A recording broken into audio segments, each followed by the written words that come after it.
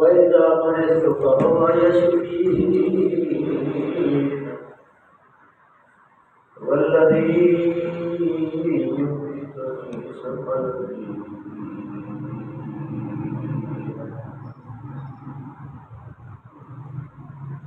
وَالَّذِي أَطْمَعُ أَن يَغْفِرَ لِي خَطِيئَتِي يَوْمَ الدِّينِ رَبِّ هَبْ لِي حُكْمًا وَبَارِكْ لِي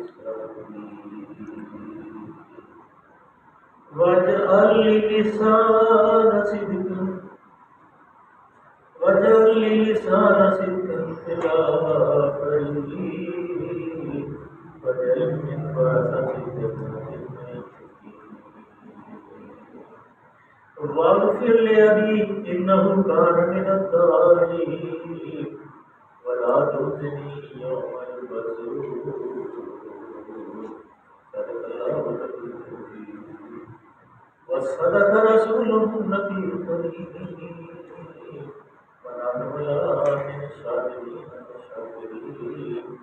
والحمد لله رب العالمين. ابراہیم علیہ السلام کا واقعہ اور مکالمہ ہے ابراہیم علیہ السلام کی قوم یا آزر جو ان کے والد تھے مشرکین جو اس وقت موجود تھے جن کے ساتھ ان کا مکالمہ ہو رہا ہے.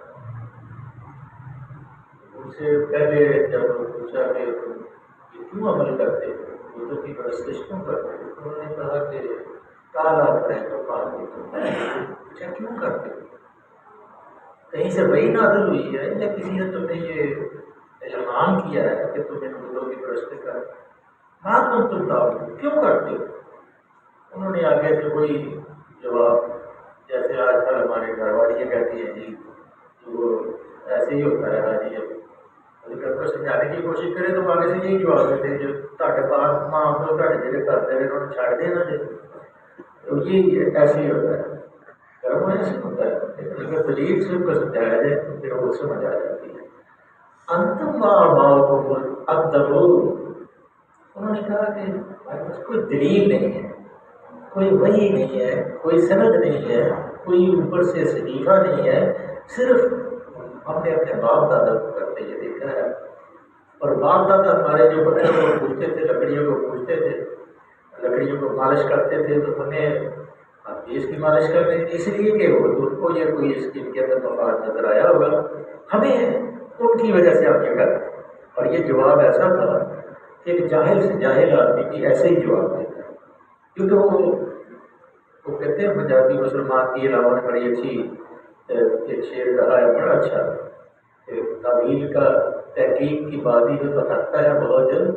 تحقیق کا معاملہ ہو تو شاخ تشیمن سے اترتا ہے مطلب وہ کچھ تعویل کا بندہ اگر سے یاد نہ کرتے شاخ تشیمن سے اترتا ہے بہت جلد لیکن تحقیق کی بادی ہو تو ہرتا ہے بہت جلد. تحقیق نہیں کرتے. تحقیق یہ ہے کہ اللہ تعالیٰ نے سورج کو بنایا چاند کو بنایا رات کو بنایا دن کو بنایا فصلیں اگائیں پانی برسایا اور جو انسان کی ضروریات ہیں پیدا کرنے سے پہلے زمین کے اندر وہ تمام کیفیت پیدا کر دی جو انسان کی ضروریات کے لیے ضروری ہے. اگر تھوڑا سا غور اور تدبر اور فکر کرے انسان تو پھر وہ راہ راست پا سکتا ہے لیکن اگر تمنا ہو جستجو ہو تو پھر وہ رات تو دن بھی کر سکتا ہے دن کو رات بھی کر سکتا ہے. ساری رات تارے جو چمکتے ہیں ہزار جب سے ہوتی ہے سحر پیدا ساری رات تارے چمکتے رہتے ہیں کوشش جستجو کرتے رہتے ہیں کہ سورج طلوع روشنی ہوتی ہے. تو روشنی کرنے کے لیے اپنے دل کا خون بہانا پڑتا ہے سوچ بچار کرنی پڑتی ہے جو بہت لوگ یقین پیدا کرتی ہیں زنجیریں یہ زنجیریں تبھی کٹیں گی اگر جستجو اور کوشش کریں. اور لیکن یہ بات چیز ہوتی ہے ہٹ درمی، کہ ہٹ درمی سے نہیں، پیار سے محبت سے کہ یہ معاملات ایسے نہیں ایسے ہیں۔ اگر محراب اور ممبر سے یہ آوازیں اٹھیں تو پھر ہمارے لیے اصلاح کرنا یا حکومت کی سرپرستی میں وہ کہ یہ سارے لوگ مشترک ہیں، لیکن شرک جو ہے ہر آدمی، ہر گروہ، ہر فرقہ، ہر فالوور شرک کا وہ شرک کا داعی نہیں ہے، لیکن غیر محسوس طریقے سے وہ شرک ہوتا ہے۔ اس لیے انہوں نے اپنے ماں باپ جو کرتے رہے اس لیے ابھی فَإِنَّهُمْ، اب وہ کل میں نے عرض کی تھی، فَإِنَّهُمْ عَدُوٌّ لِّي إِلَّا رَبَّ الْعَالَمِينَ۔ آپ ابراہیم علیہ السلام نے کہا مجھے تو نظر آتا ہے اگر میں ان کی پرستش کروں گا تو میں رب العالمین کو اپنا رب العالمین کے مقابلے میں ان کو کھڑا کروں، اور مجھے تو یہ میرے دشمن ہیں، یہ میری ایک کے ساتھ دشمنی ہے کہ میں بغیر کسی نفع اور بغیر کسی تکلیف پہنچانے والے کی پرستش کروں۔ میں اس کی پرستش کروں گا، اس کی عبادت کروں گا جو میرا رب ہے، عالمین کا رب ہے، تمام جہانوں کا پالنے والا ہے۔ جیسے آپ نے پہلے پڑھا تھا، آپ بھول جاتے ہیں، وَاتَّخَذُوا مِن دُونِ اللَّهِ آلِهَةً لِيَكُونُوا لَهُمْ عِزًّا وَكَلَّا سَيَكْفُرُونَ بِعِبَادَتِهِمْ وَيَكُونُونَ عَلَيْهِمْ ضِدًّا۔ سورہ کہف میں ہم نے پڑھا تھا، انہوں نے اللہ کے سوا دوسرے معبود بنا لیے تاکہ وہ ان کے لیے ذریعہ قوت بنے۔ کوئی قوت نہیں بن سکتی، ہرگز نہیں۔ ان قریب وقت آئے گا جب کہ وہ ان کی عبادت کا انکار کرتے ہیں۔ ان کو پتہ ہی نہیں ہے، پتھروں کو کیا پتا ہماری پرستش ہو رہی، لکڑیوں کو کیا پتا ہماری بت بنا کے ہمارے سامنے سجدے کیے جا۔ اس لیے اللہ نے ابراہیم علیہ السلام نے کہا میرے تو یہ سارے دشمن ہیں،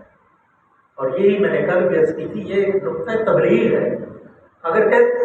ابراہیم علیہ السلام کہتے ہیں کہ میں ان کا دشمن ہوں یا یہ تمہارے دشمن ہے، تو پھر سوال جواب بحث شروع ہو جاتی۔ تو بحث سے اللہ نے منع فرمایا بھائی صاحب الجاہلون قالوا سلاما، اگر کوئی جاہل مل جائے اور وقت ضائع کرنا چاہے تو سلام کر کے راستہ صاف کر کے نکل جاؤ، اپنے پہلوؤں کو بچاؤ، وقت ضائع نہ کرو۔ دین کی تبلیغ جو ہے یہ بڑا مشکل کام ہے، بہت مشکل کام ہے۔ سارے کام آسان ہیں، سب سے زیادہ مشکل کام جو ہے وہ اللہ کے راستے میں چل رہا ہے۔ جب اللہ کے راستے میں انسان چلتا ہے تو کیچڑ بھی آتے ہیں، کانٹے بھی آتے ہیں، اور پھر وہ تانے بھی آتے ہیں کہ مسیطڑ بن گیا ہے، داڑھی رکھتی ہے، اس کو رشتہ کوئی نہیں دیتا جی،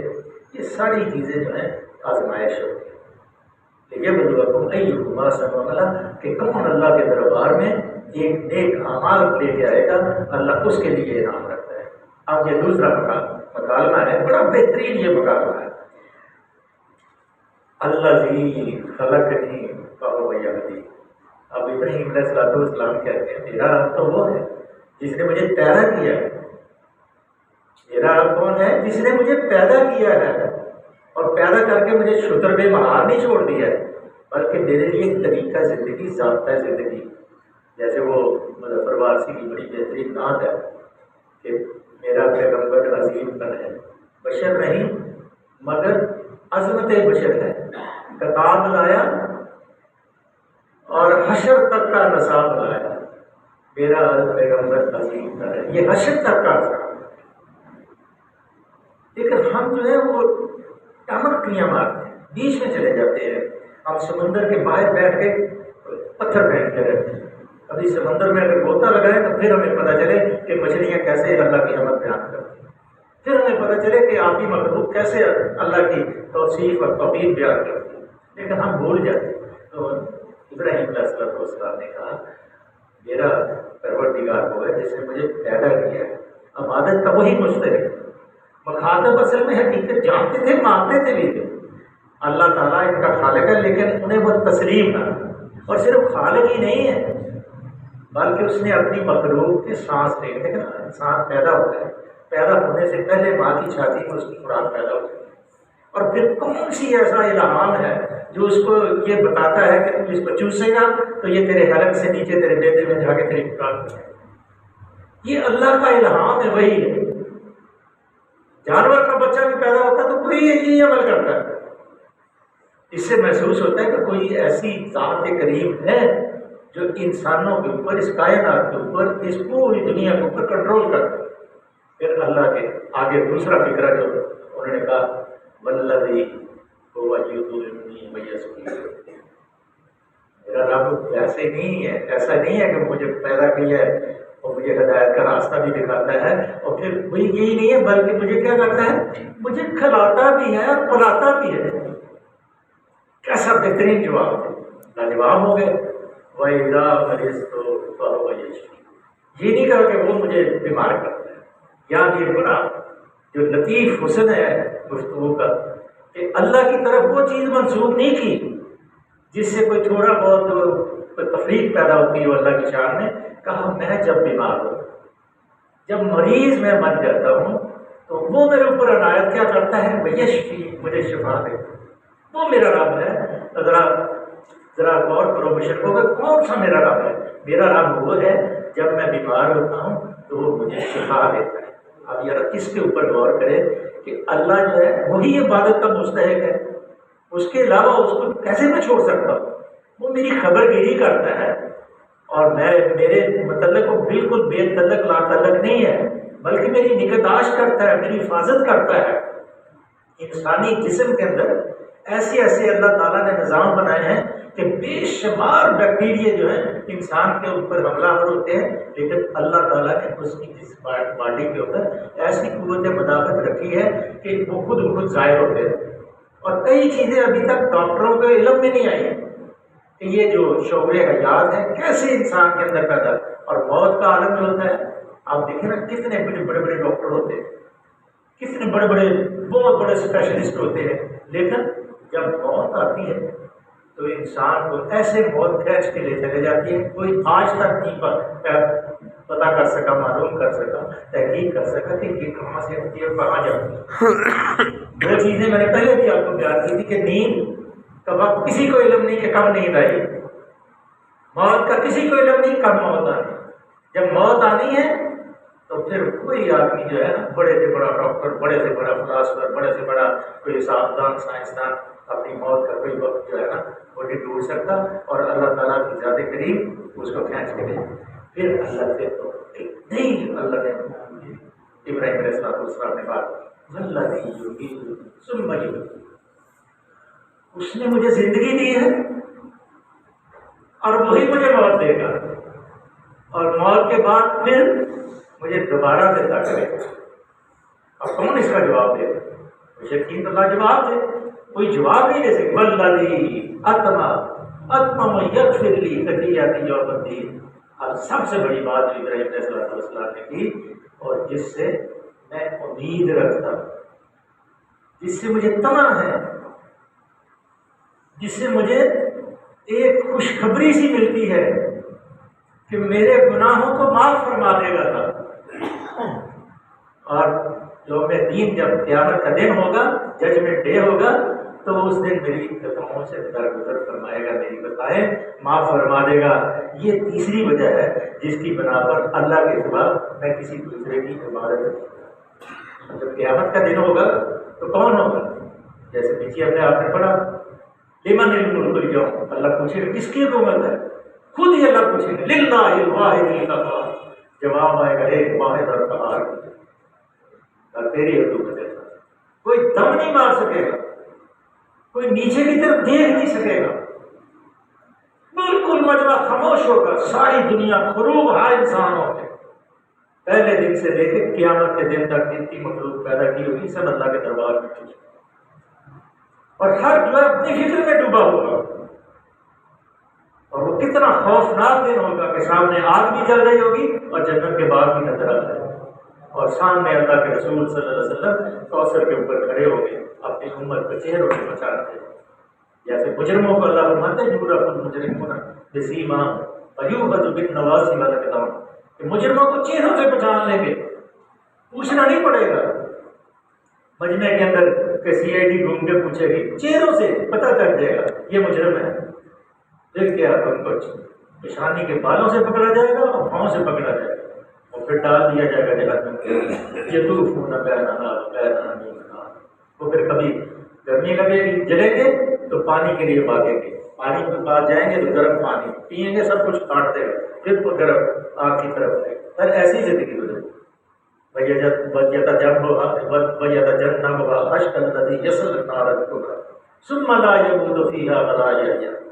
یہ وہ آگ ہے اتنی زبردست آگ کہ جس کے اندر نہ تم مرو گے نہ جیو گے، موت کی تمنا کرو گے لیکن موت نہیں آئے گی۔ جیسے سورہ فرقان کے اندر کہ موت کو پکارتے ہیں، لگتا ہے صبورا، اب ایک موت کو نہ پکارو، کئی موتوں کو پکارو لیکن وہ آنے والی نہیں۔ وہ بڑا خطرناک دن ہوتا ہے، بہت خطرناک۔ یہ ایسی چیزیں ہیں کہ انسان جو ہے اگر ان کے اوپر غور کرے تو رونگٹے کھڑے ہو جائیں کہ اللہ تیرا دربار کیسا ہوگا۔ ابراہیم علیہ السلام آگ کے اندر کودنے والے ہیں اور کود کے باہر آئے ہیں، پھر جواب دے رہے ہیں مجھے بالکل کبھی یقین ہے کہ میرا اللہ تعالیٰ قیامت کے دن میرے گناہوں سے معاف کرے گا، اور میں اس لیے اس کی پرستش کرتا ہوں، میں اس کی عبادت کرتا ہوں۔ یہ بتوں کی پرست تم کرتے ہو،